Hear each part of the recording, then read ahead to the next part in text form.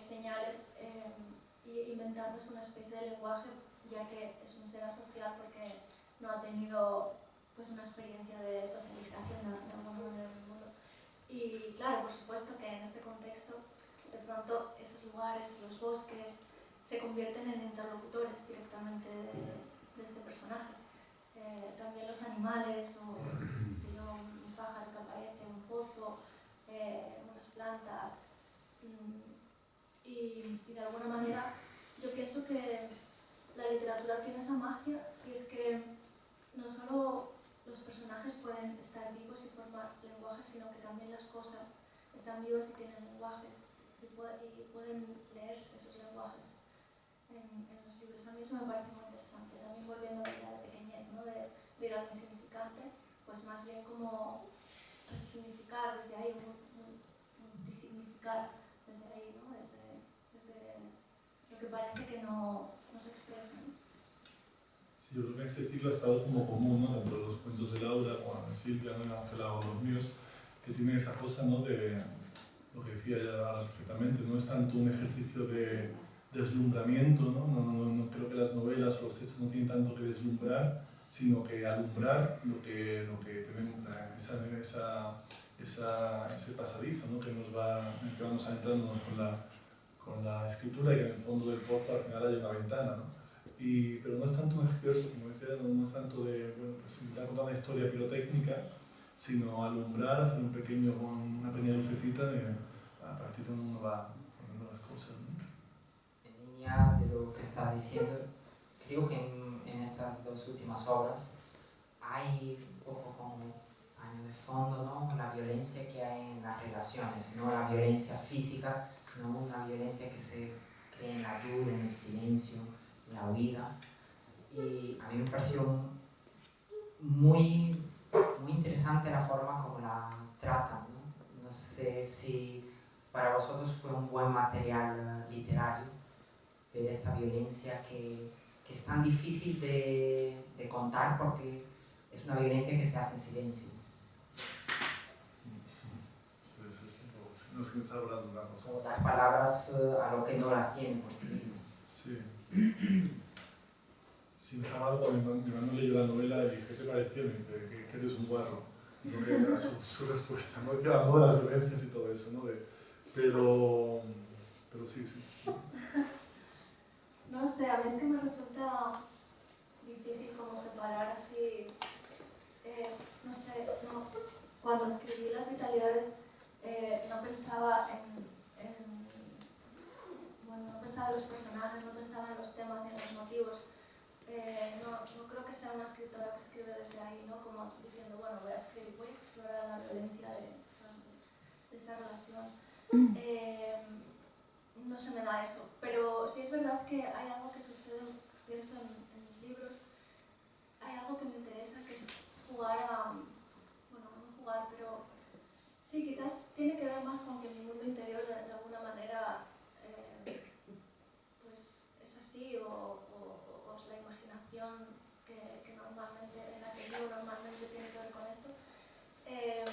Bueno, siento que sí que hay una violencia todo el tiempo, y en mi escritura está ahí de alguna manera una tensión que se expresa muchas veces solamente en el lenguaje, que ni siquiera a veces pienso que en Las Vitalidades sí es verdad que hay esta relación entre este personaje que desaparece, etc. Pero creo que la sensación de violencia que tú decías, creo que está más en el lenguaje, y cómo hay una tensión de elementos que no se terminan de revelar, y un misterio que va creciendo y que se va oscureciendo y que se oscurece hacia lo que no significa. Para mí tiene que ver con eso, me interesa mucho llegar ahí, ¿no?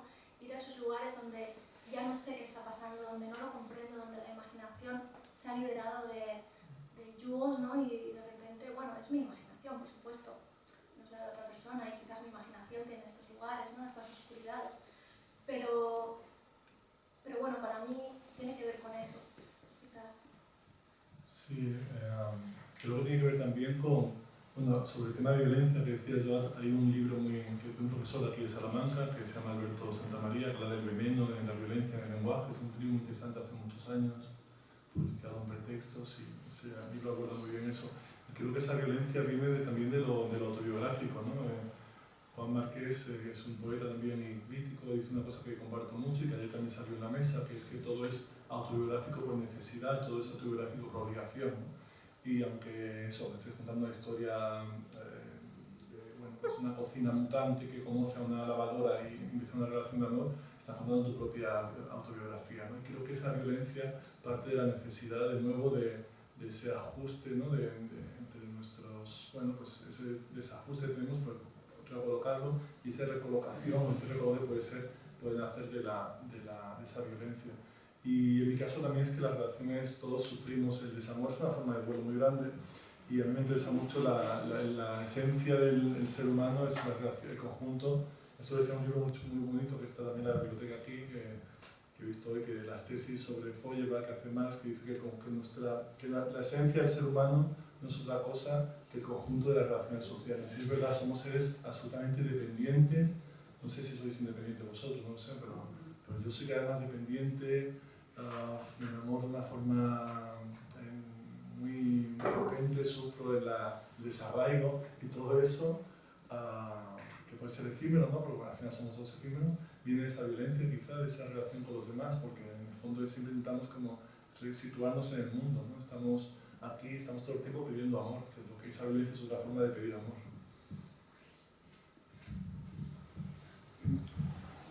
Vale, y junto con el tema de violencia también hemos visto en muchas obras que hay cierta infantilización de la sociedad, a lo mejor como contrapunto. Y en tu novela, por ejemplo, es un personaje que quiere huir de sus problemas, y en Ángela, la tuya, es una niña terrible y extraordinaria. Entonces, queríamos saber si nos podéis tratar este tema un poco más. ¿Podéis saber un poquitín más? Es que ya somos algunos de hoy. Vale, pues subimos un poquito el volumen.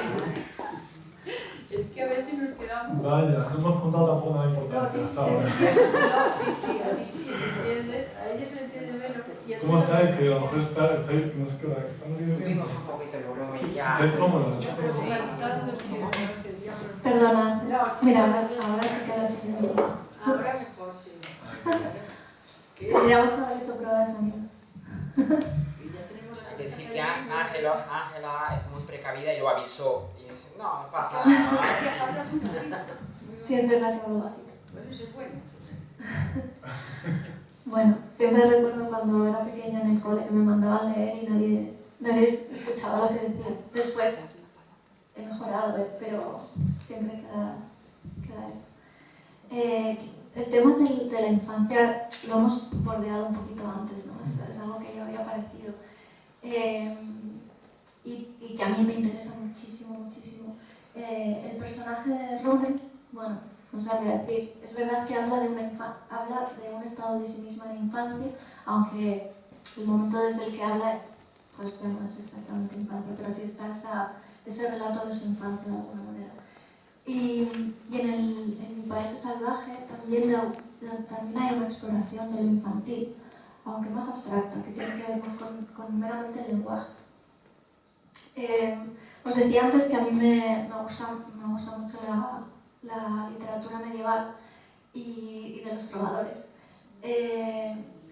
Y bueno, quizás es porque me interesaba mucho de la literatura pues de los trovadores, de esta poesía en lengua franca, que es una lengua que empieza a disgregarse del latín, que es como la lengua oficial, pero todavía no existe, no se han fijado las lenguas romances todavía en ese momento, todavía no son lenguas nacionales, todavía no tienen gramáticas. Me parecía como un sueño.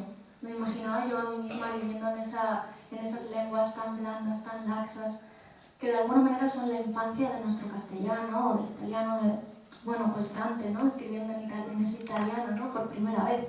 Es que me parece, se me pone la piel de gallina cuando lo pienso, ¿no? Qué osado. Y a la vez qué sentimiento de libertad tendría, ¿no? Y qué maravilla pensar en los trovadores que iban de ciudad en ciudad, de castillo en castillo, cantando sus poemas y que todo el mundo les entendiera, aunque no fuera su lengua, estrictamente la lengua que se hablaba en ese lugar, ¿no? Eso también me pareció un sueño. Imaginaba así como una lengua que que no fuera exactamente una lengua nacional, pero que de alguna manera pudiéramos entender, ¿no? Que es un poco algo que hice, pues, que intenté hacer en Mi País Salvaje. Bueno, también me gustaba mucho de las novelas de caballería esta cosa como muy inocente y muy salvaje, muy violenta a la vez, ¿no? Me acuerdo de, pues no sé, de Tristán y Isolda cuando van por los bosques y están enamorados y se ponen a dormir con una espada entre ellos por si les encuentra el rey, ¿no? Y no sé, todos son como niños corriendo por el bosque y a la vez están sucediendo cosas súper violentas y asesinatos y cosas muy salvajes, ¿no? No sé, a mí me gusta imaginarme personajes y vivencias y experiencias del lenguaje que tienen que ver con la infancia, porque para mí tiene que ver también con un estado de libertad y también con un estado en el que, bueno, no hay por qué, o sea, existe la violencia y no hay por qué ocultarla, existen los deseos y no hay por qué ocultarlos. Hay como una vivencia emocional mucho más libre también. Y bueno, para mí es un poco como un espacio, como un universo en el que deseo proyectarme de alguna manera y habitar. Por eso creo que en mis libros pues juego mucho con esto. Sí, eso, yo creo que la infancia, lo infantil también entronca con las raíces, ¿no? Y a mí me parece que lo infantil no es nada peyorativo, sino que es un elogio. Ahora se considera especie infantil, es como si te dicen que tienes falta de...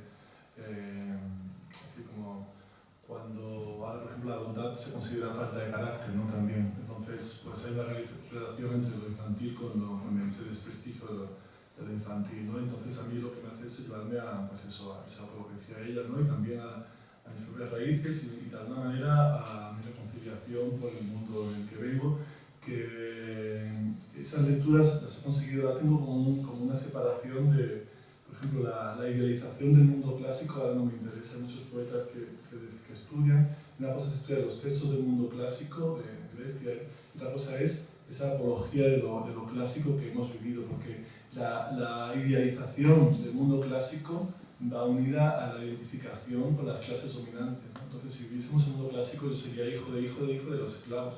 Entonces, creo que a veces hay que separar un poco ese tipo de cosas, ¿no? De los textos con la realidad en la que fueron concebidos esos textos, ¿no? Y bueno, y lo infantil para mí eso lleva mis raíces campesinas. Mis abuelos eran campesinos y también pues una forma de a mis alumnos esos textos que también decía ella, ¿no? De nuestros valores y tal, valen muy bien para ver el carácter roto de las fronteras de la poesía, del poema, ¿no? Y como decía antes, es como poeta aquí también habla del poema como el jardín, ¿no? Como un espacio, como se comporta el jardín en la vida, ¿no? El jardín lo que hace es recortar un pequeño trozo de mundo que acaba, bien hecho, que acaba equivaliendo al mundo, ¿no? Y eso es lo que hace el poema con el lenguaje, recorta un trozo de lenguaje que acaba siendo eso, y no hay más. Y en ese jardín, pues donde sacamos al niño o a la niña que tenemos dentro, ¿no? Y por eso hay una relación entre la poesía y lo infantil, porque es un jardincito donde nos tocamos, donde jugamos y donde coqueteamos, ¿no? Los primeros amores, los primeros besos, todo eso. ¿Quieres adicionar algo más? No, estaba pensando que justo ahora estoy leyendo el Idiota de Dostoyevsky y pensaba, es que me está encantando, pero no sé por qué no lo había leído antes.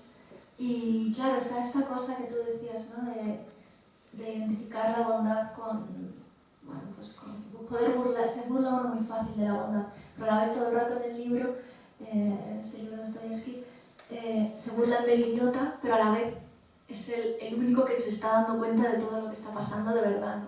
Y a la vez también no pueden evitar los dos personajes decir, ostras, este idiota es el único que sabe lo que está pasando aquí, ¿no? Sí. Porque lee la realidad no desde los códigos hechos, sino desde el corazón, de alguna manera, tal cual.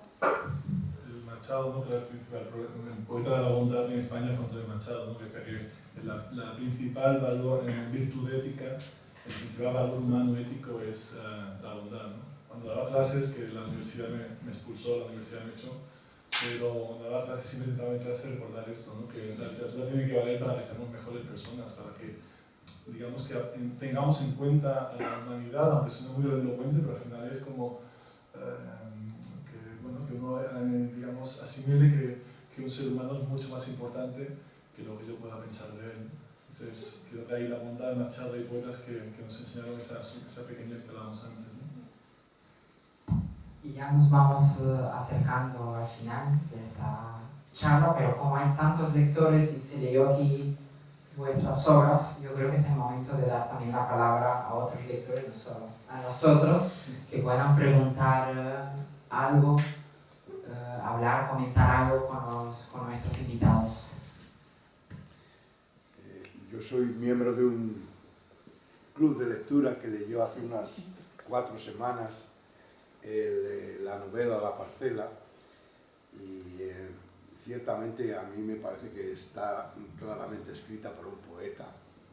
Pero lo que yo quería preguntar es algo que literariamente es en cierto modo espurio, puesto que si tú piensas en el narrador, es un narrador el de la novela que está ahí, no sé si aparece incluso la palabra yo, eso ya no me acuerdo, pero pues argumentalmente digo espurio porque no hay por qué identificar al narrador con el escritor, pero en su caso, Alejandro, yo tengo la impresión de que es una novela altamente autobiográfica. Hay muchos grados de autobiografía, hay muchos grados de proyección de las vivencias personales, pero me confundo si digo que es altamente autobiográfica. No. Eso lo quería saber. Conciso, ¿no? No se confunde, gracias por